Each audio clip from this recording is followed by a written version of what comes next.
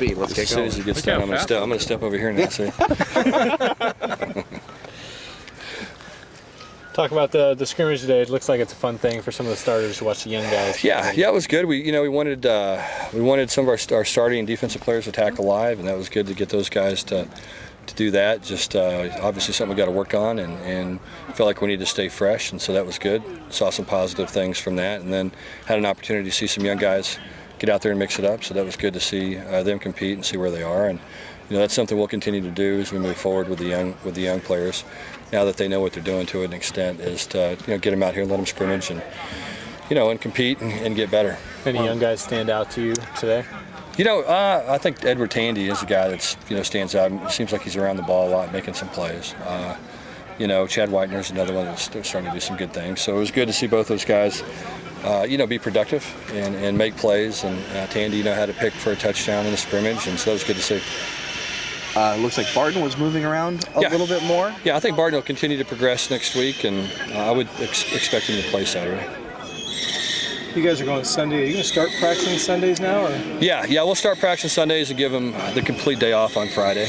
And so won't have any football-related meetings on Friday. And so, thought we needed the extra work, thought it was going to be a good opportunity for us to get an extra day, a day's worth of work in. And so we'll play it by ear. There's always a fine line there between staying fresh and giving your players enough time off and also being able to get done what you got to get done. How were these past 3 days for you guys, you think? Very good. Yeah, I've been really pleased. Our players have worked hard. The open week, especially after a tough loss, sometimes can be a little bit of a mixed blessing. Guys sometimes don't respond well to open weeks, and I've been really, really pleased how our guys have prepared this week, and we've definitely gotten better. It's allowed us to get a little bit more healthy, and so I think it's been a really good open week. When your team responds that way, given those circumstances, what does that tell you? Well, they're resilient. It's a resilient bunch, and they're hungry, and they want to get better, and they know we got to get better. And this bunch pretty consistently has done what we ask them to do. Now, they haven't always performed at the level we want them to perform at, but it hadn't been from a lack of trying, and so we just got to keep grinding on them and keep getting better. And they've got to continue to learn how to work and pay attention to details. And I think you're starting to see some guys not only know what to do now, but use some technique and do some things as they're doing it, which will help us get better. How do you think Jared's arm bounced back after having that off day? It looked like today he was throwing the arm ball really well. Yeah, he was good today. I thought he looked really good. I mean, he's, I think our offense to me is starting to look like it's getting close to operating at full speed. There have been times this year where our tempo's been decent. We've run some plays, but the execution hadn't been maybe as crisp as it needed to be, and it looks like saw some signs of yesterday where I was really pleased with the speed at which the guys were playing, and not just getting lined up, but the routes were crisp and the throws were on time and in the right spot. And so it looked to me like the offense is really starting to come around. What do you think the weeks that Drake Whitehurst and Max Speedy have had? Good. Both of them have had good weeks. They've both been players that have showed flashes at times. Drake's kind of a new player to our program, and Max doesn't have a lot of experience, and so they're guys that you would expect to get better and make a significant jump just because they've gotten some more reps and more opportunities, and they've made the most of them. If you can get your run game going, you may not have the same numbers passing, but can Jared be even more efficient? Oh, yeah, no question. Yeah. I mean, I think what's happened to us is, we've gotten down in some ball games, and so as a result, we've had to throw the ball maybe a little bit more than we've been comfortable with, and that's put probably a little bit of pressure on him to have to go out there and try to win a game for us, and something that as a true freshman in your first 3 starts against good football teams, you may not be equipped to do. And so, if we can run the ball better and execute better, then that'll take a lot of heat off of him. You've talked about trying to get a better start. Obviously, you want to do that.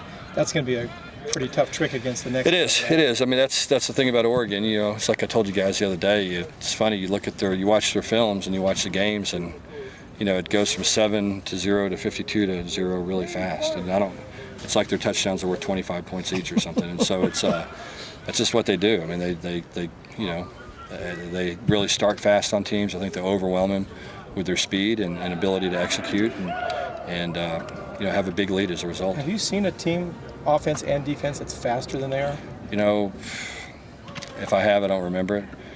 There's been some teams in the SEC that have probably had that kind of speed, through the years that I've seen, but I don't know that they've put as much pressure on you offensively as Oregon does.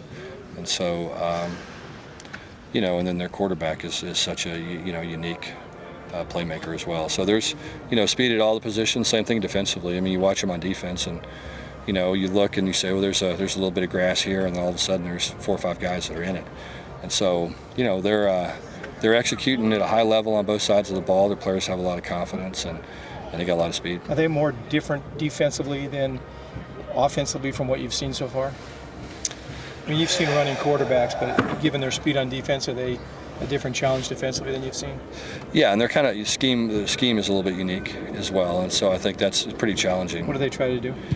Well, they're very aggressive, and they can afford to be, because if they give up a touchdown here or there, it's no big deal. They're going to score it on offense, and so I think when you mix the two schemes together, they've done a really good job of mixing an aggressive defense with an aggressive offense, and what that does, it puts pressure on you because they're not afraid to take chances, and whether it's blitzing, whether it's their DBs breaking on balls, whether it's being aggressive, they're not afraid to give up a play. And when that happens, then the windows get smaller, the timings, everything has to happen with more precision and faster.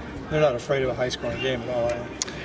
Me? They're not. No, they're not. No, they're not. No. I think they got plenty of confidence in what they're doing, justifiably so.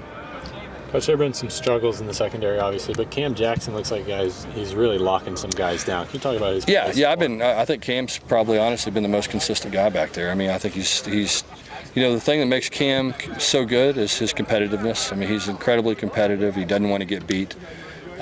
He really competes for every ball and fights for everything, and that's what makes him good. I mean, he's not as big as some guys, probably not as talented as some guys, but he's probably been the most productive player.